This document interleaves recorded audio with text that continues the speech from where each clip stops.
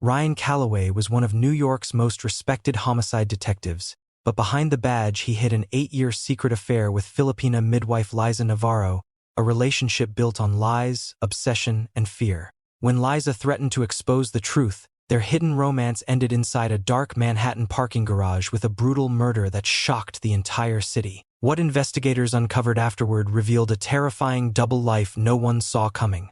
Detective Ryan Calloway spent nearly 2 decades building the image of the perfect New York police officer. Inside the homicide division, younger detectives admired his calm behavior during violent crime scenes and difficult investigations. Senior officers trusted his instincts because he solved cases quickly and rarely made mistakes. Local reporters often mentioned his name whenever the department closed a high-profile murder case. To the public, Ryan represented discipline, intelligence, and control. No one imagined the respect. A.T. detective was secretly living a double life that could destroy everything around him. At home in Staten Island, Ryan appeared to be a loyal husband and responsible father raising 2 children in a quiet suburban neighborhood. Neighbors saw him mowing the lawn on weekends and attending school events with his family. His wife believed the long nights away from home were sacrifices required by police work. Ryan carefully protected that image for years, never allowing his 2 worlds to collide. 8 years earlier, during an investigation involving an illegal medical clinic in Queens, Ryan met Liza Navarro, a Filipina midwife working exhausting overnight shifts at a women's health center. Unlike most people Ryan encountered, Liza was soft-spoken, patient, and deeply private. She had moved to America hoping to send money back to her family in the Philippines. Her life revolved around work, bills, and survival in a city that often felt cold and unforgiving. What started as occasional meetings slowly turned into a secret relationship hidden from everyone around them. Ryan rented a small apartment in Queens using false paperwork and cash payments. Inside that apartment, he escaped the pressure of his public life. For years, Liza believed Ryan truly loved her and would eventually leave his wife. Ryan encouraged those hopes without ever making real promises. As time passed, the relationship became more complicated. Ryan grew increasingly controlling and cautious. He refused to appear in public with Liza and avoided photographs at all costs. Whenever she asked questions about their future, he changed the subject or disappeared for days without explanation.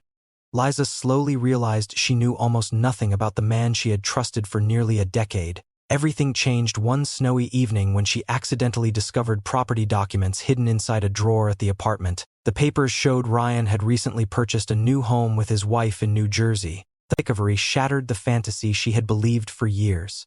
For the first time, Liza understood she had been living inside a carefully controlled lie. After that night, she quietly began collecting evidence of their affair, never realizing the decision would eventually place her directly in danger. The call about the body inside the lower Manhattan parking garage came shortly before sunrise. Detective Ryan Calloway arrived at the scene wearing the same cold, professional expression that had earned him respect throughout the department for years. Flashing police lights reflected off the concrete walls while crime scene investigators moved carefully around the victim near the elevator entrance. At first glance, Ryan appeared calm and focused like every other detective working the case. Inside, however, panic was spreading through him faster than anyone could imagine.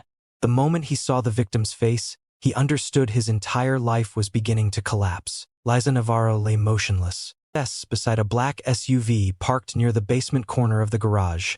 Her purse had been dumped onto the floor, papers scattered across the concrete as if someone wanted the scene to resemble a robbery. But Ryan immediately noticed details others had not yet connected. Around Liza's neck was the silver necklace he had secretly bought her during their 3rd year together. Her apartment keys rested only inches from her hand. If investigators traced those keys back to the hidden Queens apartment, the secret affair would be exposed overnight. Ryan forced himself to stay composed while forensic teams photographed the area. He carefully guided conversations toward the idea of random street violence. He pointed out how isolated the garage was after midnight and suggested robbery was the most likely motive. Several younger detectives accepted the theory immediately because Ryan's reputation carried enormous weight within the department. But the crime scene contained problems that could not be ignored. Liza's wallet still held cash.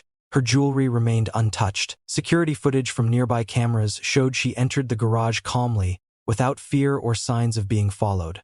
Detectives began questioning why a robbery suspect would leave valuable items behind after such a violent attack. As investigators worked through the morning, another discovery complicated the case even further. Hours before her death, Liza had visited a small printing business in Brooklyn, where employees remembered her scanning dozens of personal documents onto a flash drive. According to the workers, she appeared nervous and repeatedly checked the front windows as if worried someone might be watching her. The flash drive was missing from the crime scene. Later that evening, police searched Liza's apartment hoping to learn more about her final days. Hidden beneath folded clothing inside her closet, detectives discovered several journals filled with handwritten entries covering nearly 8 years. A secret relationship with an unnamed married man connected to law enforcement. Some entries mentioned fear, manipulation, and emotional pressure. One sentence immediately captured investigators' attention.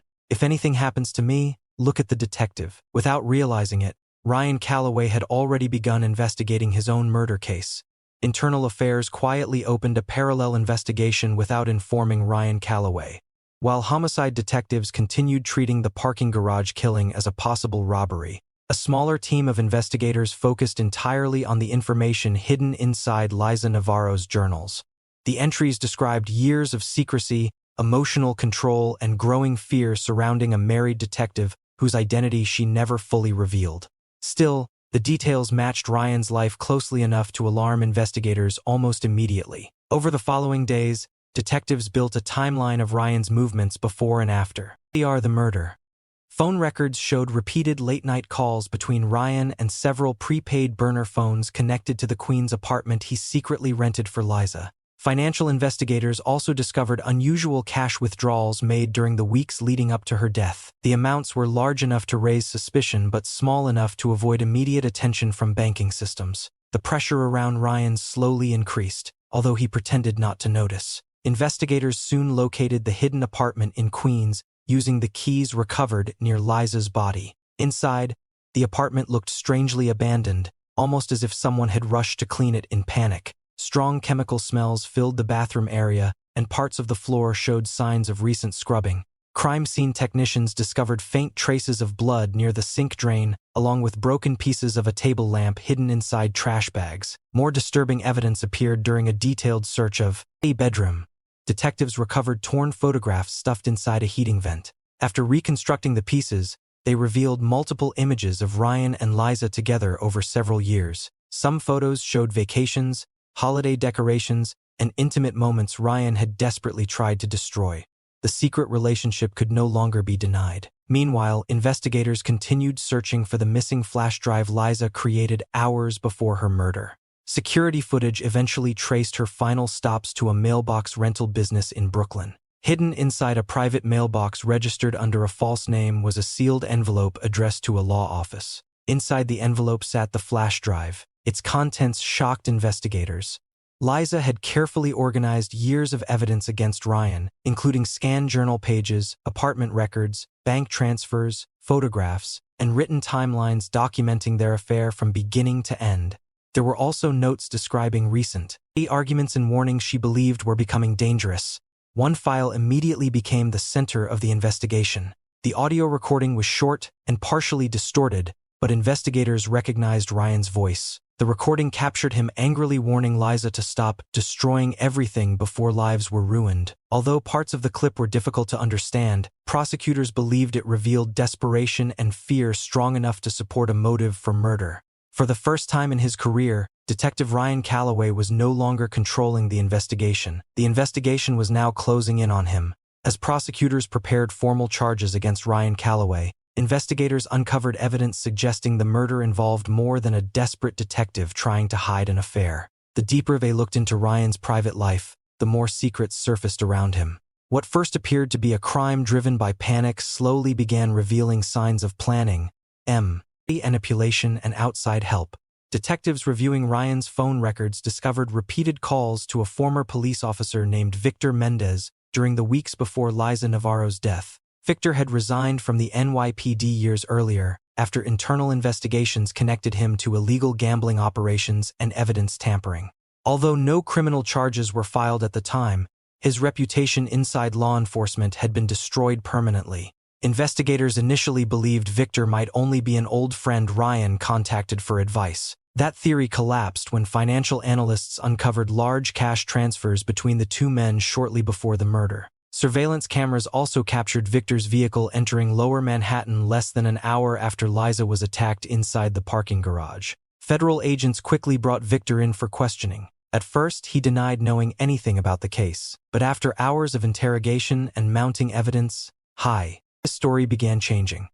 Victor eventually admitted Ryan contacted him in panic during the early morning hours after the attack. According to Victor, Ryan feared his career, marriage, and reputation were about to disappear forever because Liza planned to expose the affair publicly. Victor claimed Ryan begged for help cleaning evidence connected to the crime scene. He described arriving at the parking garage and finding Ryan emotionally unstable, covered in sweat, and terrified someone would discover the truth. Instead of calling emergency services, Ryan focused entirely on removing traces that could connect him to Liza's death. The testimony shocked investigators. According to Victor, Ryan believed he still had time to control the situation because he was one of the detectives assigned to the case. That belief explained why evidence inside the garage appeared partially cleaned and why the scene had been staged to resemble a robbery. Still, prosecutors needed direct proof placing Raya beside Liza during the murder itself. That final breakthrough came unexpectedly from a parking garage maintenance employee preparing old surveillance systems for replacement. Hidden inside damaged backup files, technicians recovered blurry footage from a secondary camera angle investigators originally believed was corrupted beyond repair. The restored video showed a man matching Ryan's appearance entering the elevator level shortly before midnight. Minutes later, the same figure appeared alone, moving quickly toward the exit while carrying what investigators believed were cleaning materials. Although the footage lacked perfect clarity, the timing matched Ryan's phone records and vehicle location data almost exactly. News of the discovery exploded across New York media. Television stations replayed Ryan's police photographs beside images of the parking garage for days. Former colleagues stopped defending him publicly, and community trust in the department began collapsing under the weight of the scandal. The respected homicide detective who once solved violent crimes was now trapped inside the very kind of investigation he used to control. The trial of Detective Ryan Calloway became one of the most watched criminal cases in New York in years. Every morning, reporters crowded outside the courthouse hoping to capture new details about the homicide detective accused of murdering the woman he secretly loved for nearly a decade. Television networks aired daily updates, while former police officers debated the case across news programs. For many people, the story felt impossible to believe. A respected detective who spent years solving murders was now sitting in court accused of committing one himself. Inside the courtroom, prosecutors carefully presented the hidden double life Ryan had protected for 8 years. Jurors examined photographs recovered from the Queen's apartment, financial records connected to the secret residence, and pages from Liza Navarro's journal, describing her growing fear during the final months of the relationship. The prosecution argued Ryan became consumed by panic after realizing Liza planned to expose the affair publicly, along with confidential information connected to his police work. The defense attempted to portray Ryan as a broken man overwhelmed by emotional pressure rather than a calculating killer.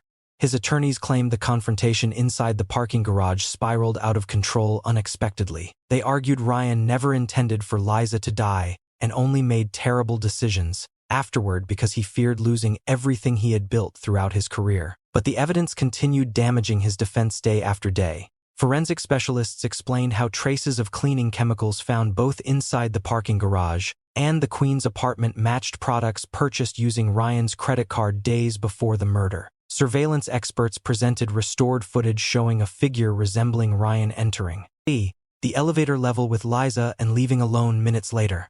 Prosecutors also introduced the audio recording recovered from Liza's flash drive, allowing jurors to hear Ryan warning her to stop destroying everything. Then came the testimony that changed the atmosphere inside the courtroom completely. Victor Mendez described helping Ryan remove evidence after the attack and admitted the detective cared more about protecting his reputation than saving Liza's life. According to Victor, Ryan believed his career and family image mattered more than the woman bleeding on the concrete floor of the garage. Several jurors later admitted that testimony haunted them deeply. During the final week of trial, prosecutors revealed deleted internet searches recovered from Ryan's laptop. The searches included methods for destroying DNA evidence, disabling surveillance systems, and estimating prison sentences for obstruction of justice. The discovery severely weakened the defense claim that the killing was simply an accident caused by panic. After 3 days of deliberation, the jury found Ryan guilty of second-degree murder, evidence tampering, and obstruction of justice. The judge described Ryan as a man who betrayed both the public and the badge he once proudly carried. He sentenced the former detective to life in prison with little chance of release. Years later, investigators still believe Liza Navarro understood the danger surrounding her long before the murder happened. In the end, the journals and evidence she secretly preserved became the reason the truth finally survived after she could not.